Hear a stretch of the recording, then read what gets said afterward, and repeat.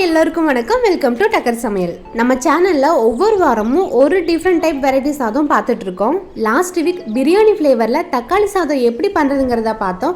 அதோட link description பாக்ஸ்ல கொடுத்துருக்கேன், பார்க்காதவங்க பார்த்துக்கோங்க. எத்தனையோ விதவிதமான உணவுகள் வந்தாலும் கோவில் புளியோதரைக்கு இன்னும் தனி கூட்டமும் ஃபேன்ஸும் இருந்துட்டு தாங்க இருக்காங்க. ஆமாங்க, இந்த வாரம் எல்லாத்துக்குமே ரொம்ப ஃபேவரட்டான கோவிலில் கொடுக்குற புளியோதரையோட அதே டேஸ்ட்ல மணக்க மணக்க வீட்லேயே ஸ்பெஷலாக ஒரு பொடி ரெடி பண்ணி எப்படி செய்யலான்னு பார்க்கலாம் வாங்க. ஃபஸ்ட்டு எலுமிச்சப்பழம் அளவு இருக்க புளியை தண்ணியில் ஊற வச்சிடலாம். இந்த வீடியோவில் சொல்கிற பொருளோட அளவுகள்லாம் இந்த சைஸில் இருக்க புளியோட அளவு. இந்த புளி நல்லாவே புளிப்பாக இருக்குங்க.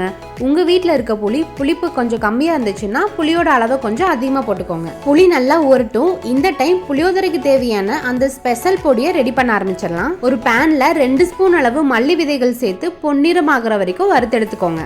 மொத்தம் 7 பொருட்களை இதே மாதிரி வறுத்தெடுக்கணும். மல்லி பொன்னிறமாக கலர் மாறிடுச்சு, எடுத்துடலாம். அடுத்து கருப்பு எள்ளு 2 ஸ்பூன் சேர்த்துக்கலாம். வெள்ளை எள்ளை விட கருப்பு எள்ளு தான் புளியோதரைக்கு டார்க் கலர் கொடுக்கும். வேணும்னா வெள்ளை எள்ளு கூட சேர்த்துக்கலாம். கருப்பாக இருக்கனால வறுபட்டது தெரியாது. லைட்டாக சூடானதுமே எடுத்துருங்க. அடுத்து 1 ஸ்பூன் கடலைப்பருப்பு சேர்த்து பொன்னிறமாகிற வரைக்கும் வறுத்தெடுத்துக்கோங்க. ஃப்ளேமை லோ டு மீடியம்லேயே வச்சு எல்லா பொருளையுமே பொன்னிறமாகிற வரைக்கும் வறுத்தெடுக்கணும். ரொம்ப வறுபட்டு கருகிடுச்சுன்னா டேஸ்ட் நல்லா இருக்காது. அடுத்து உளுந்தம்பருப்பு 1 ஸ்பூன் சேர்த்துக்கலாம். மல்லி விதையும் எள்ளு மட்டும்தான் 2 ஸ்பூனு, மற்றதெல்லாம் 1 ஸ்பூன் சேர்த்தா போதும். பொன்னிறமாக கலர் மாறிடுச்சு, எடுத்துடலாம். வெந்தயம் 1 ஸ்பூன் சேர்த்துக்கோங்க.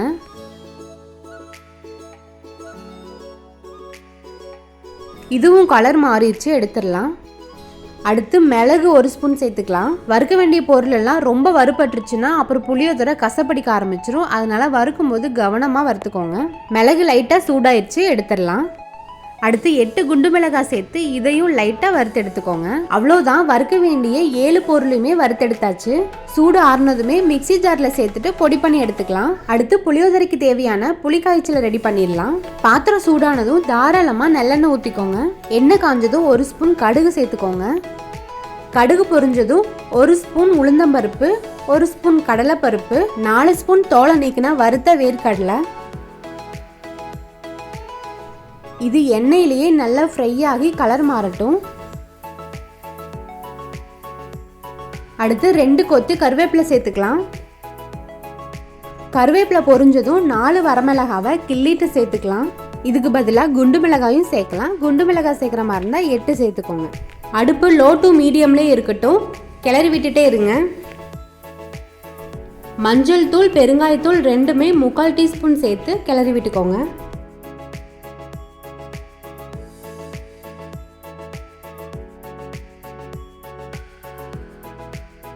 அடுத்து கரைச்சி வடிகட்டி வச்சிருந்த புளி கரைச்சலையும் சேர்த்துக்கலாம்.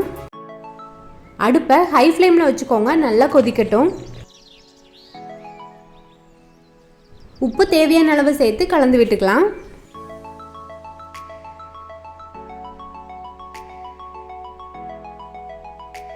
புளி தண்ணி நல்லா கொதிக்கட்டும். இந்த டைம்ல வறுத்து வச்சிருந்ததெல்லாம் மிக்சி ஜார்ல சேர்த்து அரைச்சு பொடி பண்ணிக்கலாம். புளி தண்ணி நல்லா கொதிச்சு கொஞ்சமா தண்ணி வத்திருச்சு. இந்த டைம்ல அரைச்சு வச்சிருந்த பொடியை இது கூட சேர்த்துக்கலாம்.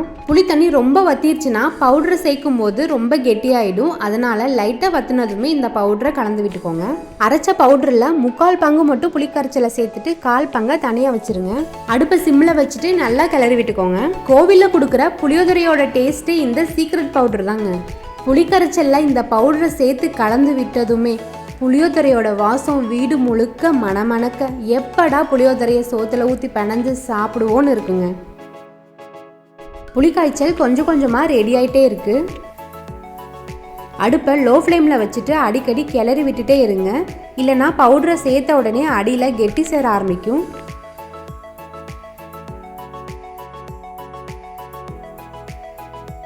மேலே எண்ணெய் பிரிஞ்சு புளிக்காய்ச்சல் கெட்டியாக ஆரம்பிச்சிருச்சு.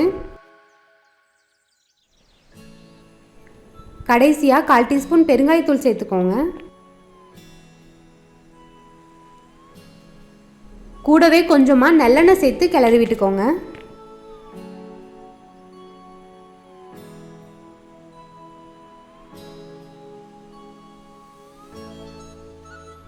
கடைசியாக ஒரு ஸ்பூன் வெல்லம் சேர்த்து கிளறி விட்டுட்டு அடுப்பை ஆஃப் பண்ணிடுங்க. இது புளியோதரைக்கு மைல்டாக ஒரு ஸ்வீட் கொடுக்கும். இதுவும் கோயிலில் கொடுக்குற புளியோதரையோட சீக்ரெட் தாங்க. அவ்வளோதாங்க, மேலெல்லாம் நல்லா எண்ணெய் மிதந்து வீடு முழுக்க மணமணக்க புளிக்காய்ச்சல் சூப்பராக ரெடி ஆயிடுச்சு. கரண்டியில் எடுத்து ஊற்றும் போது நெய் மாதிரி எவ்வளோ அழகாக ஒழுகுது பாருங்களேன். நான் சொன்ன பொருளோட அளவுகளில் பண்ண இந்த புளிக்காய்ச்சலை 8 பேர் வரைக்கும் சாப்பிட்லாம். 6 பேர் நல்லா தாராளமாக சாப்பிட்லாம். இந்த புளிக்காய்ச்சலை 1 month வரைக்குமே ஸ்டோர் பண்ணி யூஸ் பண்ணிக்கலாம். இனி இந்த புளிக்காய்ச்சலை சாப்பாட்டில் கலந்து எப்படி புளியோதரை ரெடி பண்ணுறதுங்கிறத பார்க்கலாம். சுடு சாப்பாட்டை இந்த மாதிரி அகலமான பாத்திரத்தில் போட்டு லைட்டாக சூடு ஆறுனதுமே கொஞ்சமாக நல்லெண்ணெய் ஊற்றி கலந்து விட்டுக்கோங்க. இந்த மாதிரி நல்லெண்ணெய் ஊற்றி கலந்து விட்டுட்டிங்கன்னா சாப்பாடு ஒன்றோடு ஒன்று ஒட்டாமல் புளியோதரை நல்லா பொழுன்னு கிடைக்கும். நீங்கள் எப்போ புளிக்காய்ச்சல் பண்ணி வச்சாலும் சரி, சாப்பாட்டில் கலக்கும் போது லைட்டாக சூடு பண்ணிக்கோங்க. சூடு பண்ணிவிட்டு கொஞ்சம் கொஞ்சமாக சாப்பாட்டில் ஊற்றி கலந்து விட்டுக்கோங்க. மொத்தமாக ஊற்றிட்டிங்கன்னா ரொம்ப புளிப்பாயிரும். அதனால் கொஞ்சம் கொஞ்சமாக ஊற்றிக்கோங்க. பத்தலைன்னா திரும்பவும் ஊற்றி கிளறி விட்டுக்கலாம். புளியோதரை பண்ணுறதுக்கு இது ஒரு மெத்தடு. இன்னொரு மெத்தடு என்னன்னு பின்னாடி பார்க்கலாம். சாப்பாடு வேகும் போதே உப்பு போட்டு வேக வச்சு எடுத்துக்கோங்க. சாப்பாடு ரொம்ப சூடு ஆறிடக்கூடாது. லைட்டாக சூடு ஆறினதுமே நல்லெண்ணெய் ஊற்றி கலந்து விட்டுறணும். உடனே புளிக்காய்ச்சலையும் சேர்த்து கலந்துக்கணும். அப்போதான் சாப்பாட்டு கூட புளிக்காய்ச்சல் நல்லா மெர்ஜாகும். சாப்பாடு ஒன்றோடு ஒன்று ஒட்டாமல் நல்லா பொழுன்னு இருக்கும். ஒரு மெத்தடு சாப்பாடு வெந்ததுமே நல்லெண்ணெய் ஊற்றி மிக்ஸ் பண்ணிவிட்டு அப்புறமா புளிக்கரைச்சலை கலந்து விடுறது. 2வது மெத்தடு சாப்பாடு வெந்துட்டு இருக்கும் போதே நல்லெண்ணெய் ஊற்றுறது.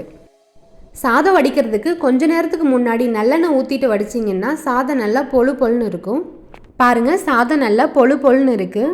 அடுத்து இந்த சாப்பாட்டில் புளிக்காய்ச்சலில் 3/4 பங்கு கலந்து விட்டுட்டு 1/4 பங்கு மீத வச்சுருந்தோம் இல்லைங்களா, அந்த ஸ்பெஷல் பொடியை அதுலேருந்து கொஞ்சம் பொடியை நம்ம சாப்பாட்டில் தூவி விட்டுக்கலாம். இது கூடவே புளிக்காய்ச்சலையும் சேர்த்து கலந்து விட்டுக்கலாம். இந்த மாதிரி பொடியை சாப்பாடு கூட கலக்கும் போது கோவிலில் கொடுக்குற அதே புளியோதரையோட டேஸ்ட்டு இந்த சாப்பாட்டில் நம்மளுக்கு கிடைக்கும்.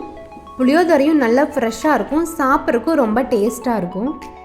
அவ்வளோதாங்க, கோவிலில் கொடுக்குற புளியோதரையை நல்லா மணக்க வீட்லேயே ரெடி பண்ணியாச்சு. இதே மெத்தடில் நீங்களும் உங்கள் வீட்டில் ட்ரை பண்ணி பார்த்துட்டு எப்படி இருக்குன்னு மறக்காமல் கமெண்ட் பண்ணுங்கள்.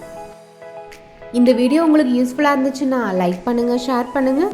மறக்காமல் நம்ம சேனலை சப்ஸ்கிரைப் பண்ணிக்கோங்க. தேங்க்யூ.